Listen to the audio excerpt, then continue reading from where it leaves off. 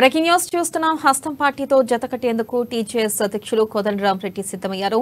పార్టీలు పొత్తులు పక్కన పెట్టి ఎన్నికల్లో కలిసి పోటీ చేసేందుకు సిద్దమైనట్లు కోదండరామ్ రెడ్డి ప్రకటించారు. కలిసి పనిచేసేందుకు సమన్వయ కమిటీ ఏర్పాట్లు చేస్తున్నట్లు తెలిపారు. ఇక కాంగ్రెస్ పార్టీని ముందుండి నడిపించాలని టీజేఎస్ చీఫ్ కోదండరామ్ను టీపీసీసీ చీఫ్ రేవంత్ రెడ్డి కోరారు. ఇక దీంతో కాంగ్రెస్ పార్టీలో జోష్ నెలకొంది.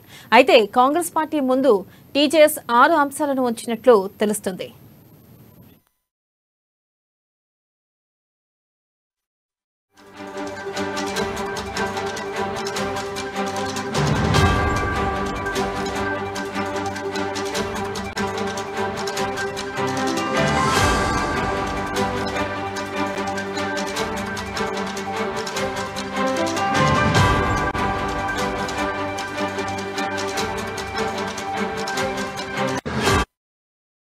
బ్రేకింగ్ న్యూస్ చూస్తున్నాం. హస్తం పార్టీతో జతకట్టేందుకు టీజేఎస్ అధ్యక్షుడు కోదండరామ్ రెడీ అయ్యారు.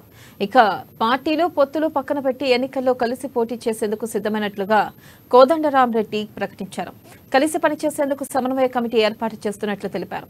ఇక కాంగ్రెస్ పార్టీని ముందుండి నడిపించాలని టీజేఎస్ చీఫ్ కోదండరామ్ను టీపీసీసీ చీఫ్ రేవంత్ రెడ్డి కోరారు. ఇక దీంతో కాంగ్రెస్ పార్టీలో జోష్ నెలకొంది. అయితే కాంగ్రెస్ పార్టీ ముందు టీజేఎస్ 6 అంశాలను ఉంచినట్లుగా తెలుస్తుంది. టీఆర్ఎస్ ప్రభుత్వ యొక్క నియంతృత్వ పోకడలను, అప్రస్వామిక చర్యలను, అవినీతిని, అక్రమాలను నిలదీస్తూ ప్రజల పక్షాన నిలబడి నికార్సుగా కొట్లాడుతున్న కోదండరామ్ గారి యొక్క మద్దతును స్వీకరించడానికి, ఆశించడానికి ఈరోజు కాంగ్రెస్ పార్టీ తెలంగాణ జనసమితి కార్యాలయానికి రావడం జరిగింది. రాష్ట్రంలో జరుగుతున్న పరిణామాలను దృష్టిలో పెట్టుకొని చంద్రశేఖరరావు కుటుంబం నుంచి తెలంగాణకు విముక్తి కలిగించాలని, ఘడీల పాలన పోవాలి, ప్రజాపాలన రావాలి అన్న ఏకైక లక్ష్యంతో కలిసి పనిచేద్దాం. మీరు 4 కోట్ల తెలంగాణ ప్రజలు గౌరవించే వ్యక్తి. మీ మాటకు తెలంగాణ సమాజంలో సంపూర్ణమైన విశ్వాసం ఉంది. ఆ విశ్వాసం తెలంగాణ ఉద్యమ సందర్భంగా, తెలంగాణ రాష్ట్ర సాధన సందర్భంగా నిరూపితమైంది. ఈ రోజు తెలంగాణ ప్రజల్ని పట్టి పీడిస్తున్న చంద్రశేఖరరావు నుంచి తెలంగాణకు విముక్తి జరగాలంటే మీ సంపూర్ణమైన సహకారం కాంగ్రెస్ పార్టీకి ఉండాలి.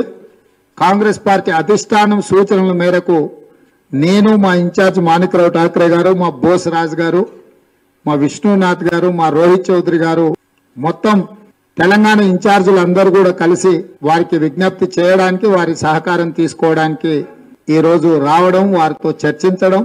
మేము స్థూలంగా మా విజ్ఞాపన పత్రాన్ని, అదే విధంగా మా ఇద్దరి అవగాహన పత్రాన్ని కూడా మీడియా మిత్రులకు ప్రత్యేకంగా విడుదల చేస్తున్నాము. భవిష్యత్ కార్యాచరణను కూడా తొందరలోనే ఒక సమన్వయ కమిటీని నియమించుకొని ముందుకు వెళ్తాం. ఎన్నికల సమన్వయానికే కాదు, భవిష్యత్తులో ప్రభుత్వము పరిపాలనలో భాగస్వాములను చేసే విధంగా టీజేఎస్ నుంచి ప్రభుత్వంలో భాగస్వాములను చేసి ప్రజా సమస్యల్ని ఏ విధంగా పరిష్కరించాలనో అనే అంశాల మీద కూడా మేము చర్చించుకోవడం జరిగింది.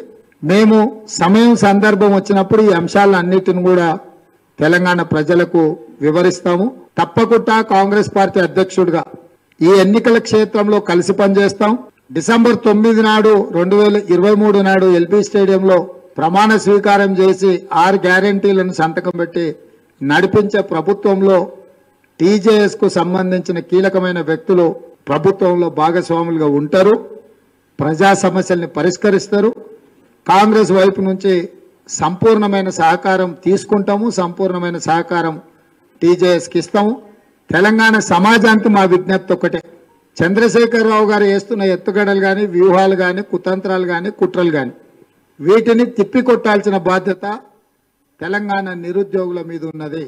కాబట్టి నియోజకవర్గ స్థాయి నుంచి హైదరాబాద్ దాకా ఒక ఐక్యతను పెంపొందించి ఈ నిరంకుశ పాలనను అంతమొందించి ఒక ప్రజాస్వామిక పాలన సాధన కోసం కృషి చేయాలని చెప్పి ఒక నిర్ణయం తీసుకోవటం జరిగింది.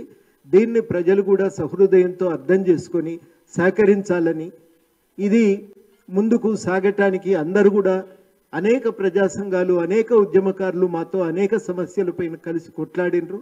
వాళ్ళందరినీ సంపూర్ణంగా సహకరించే సమయం అయితే దొరకలేదు. కానీ అందరూ కూడా ఇదే రకంగా కలిసి పనిచేయాలనే అభిప్రాయాన్ని అయితే స్థూలంగా వ్యక్తం చేసిండ్రు.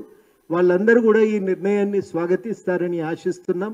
దీనికి తీసుకున్న నిర్ణయానికి మద్దతు ఇచ్చి అమల్లో తోడ్పాటు అందించవలసిందిగా కూడా అందరినీ పేరు పేరున ప్రజలను, ఉద్యమకారులను, ప్రజా సంఘాలను అందరినీ కూడా మేము పేరు పేరున అభ్యర్థిస్తున్నాం. వారిని కూడా ఈ బృహత్ కార్యాచరణలో భాగస్వాములను చేసే ప్రయత్నం తెలంగాణ జనసమితి కొనసాగిస్తుందని కూడా ఈ సందర్భంగా తెలియ